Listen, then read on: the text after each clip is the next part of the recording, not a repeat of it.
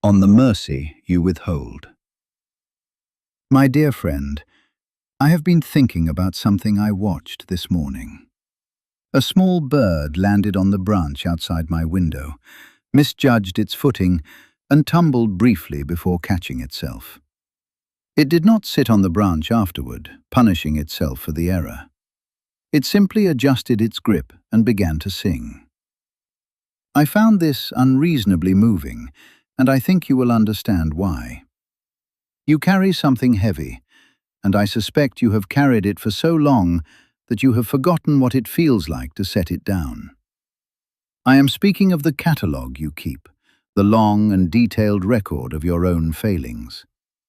You review it often, I think, perhaps in the early hours when sleep will not come, or in quiet moments when the mind, having nothing useful to occupy it, turns to its favorite labor, the prosecution of yourself. How strange we are in this regard. If a friend came to you and confessed the very things you hold against yourself, you would pour them wine, place a hand on their shoulder, and say something generous and true. You would remind them that they were learning, that the mistake was not the whole of them, that the road ahead is longer than the road behind. You would mean every word.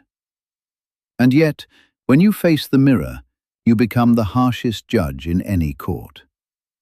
There is something almost comical about it. We are astonishingly kind creatures who somehow exempt ourselves from our own kindness. Let me tell you what I have come to understand about regret. It is useful in the way that a fever is useful. It signals that something needs attention. It burns away a little carelessness, a little ignorance, and in doing so, it teaches. But a fever that never breaks will kill the patient. Regret is meant to pass through you, not take up residence. You were meant to feel it, learn from it, and then, with whatever grace you can gather, let it go. The mistake was the tuition. The lesson is yours to keep. But the suffering, my friend, that was never meant to be permanent. I know you believe that if you forgive yourself too easily, you will become careless. That the weight of guilt is what keeps you good. I understand the logic, and I want you to see how thoroughly it fails. The gardener who berates himself for last season's failed crop does not grow better tomatoes this year. He grows fear. He grows hesitation. He starts to garden with clenched fists, which, if you have ever tried it, is a very poor way to handle seeds. What makes a garden flourish is attention, care, and the willingness to begin again with open hands. Guilt is a closed fist. Mercy is the open one. Consider how much of your life has been spent rehearsing conversations that are over, replaying choices that cannot be unmade, constructing elaborate arguments in defense of a self that no one is still attacking. You have been standing in a courtroom that closed its doors years ago, still pleading your case to an empty room. The judge left long ago. The witnesses have gone home to their own lives. Only you remain, pacing the floor, convinced that if you just explain it one more time, you will finally earn your own pardon. My friend, the pardon was always yours to grant. It has been sitting in your pocket the entire time. There is a particular kind of bravery in mercy, especially the kind you extend to yourself. It is not weakness. It takes far more strength to say, "I was wrong, and I am still worthy of love," than to simply punish yourself indefinitely. Punishment requires no courage at all. It is merely habit dressed up as virtue. But to look at your own history, with all its clumsiness and confusion, and to say, "Yes, and I will be tender with this person who did their best with what they had." That is an act of extraordinary strength. That is the kind of strength that changes what comes next. I want to tell you something that may surprise you. The people you have wronged, the moments you wish you could retrieve, the versions of yourself you are ashamed of. They are not asking for your suffering. They are asking for your growth. And growth requires soil that is not poisoned with contempt. You cannot bloom in ground that you have salted with self-loathing. Nothing grows there. Not wisdom, not joy, not even the apology you think you still owe.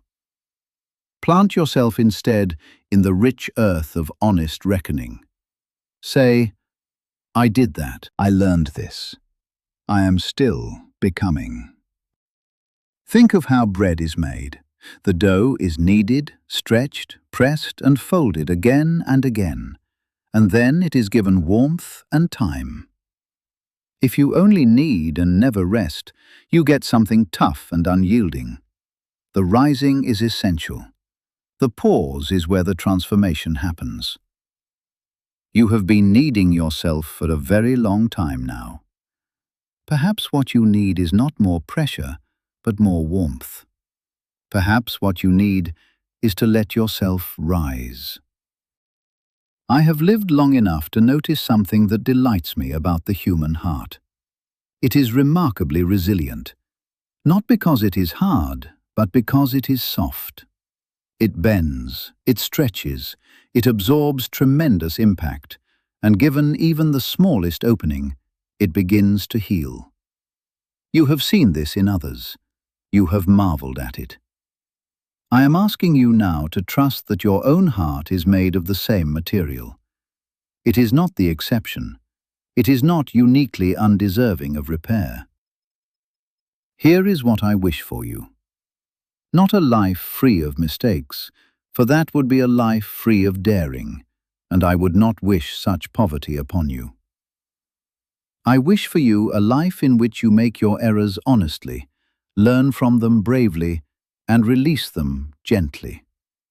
I wish for you mornings where you wake and feel the warmth of sunlight on your face, and do not immediately reach for the ledger of your wrongs. I wish for you the particular sweetness of a day that begins without the weight of old accusations. The bird outside my window is still singing. It has not composed a ballad about its stumble. It is simply alive, simply present, simply doing what it was made to do. You were made for more than keeping score against yourself. You were made for the full and trembling beauty of a life lived forward. So here is my quiet challenge to you, and I offer it with all the love I have. Today, choose one thing you have held against yourself. Just one. Hold it in your mind the way you would hold a stone found on a riverbank, smooth and heavy and familiar. Look at it clearly. And then, with whatever ceremony feels right to you, set it down. Leave it by the water. Walk away lighter. You have carried it long enough. The river will take it from here.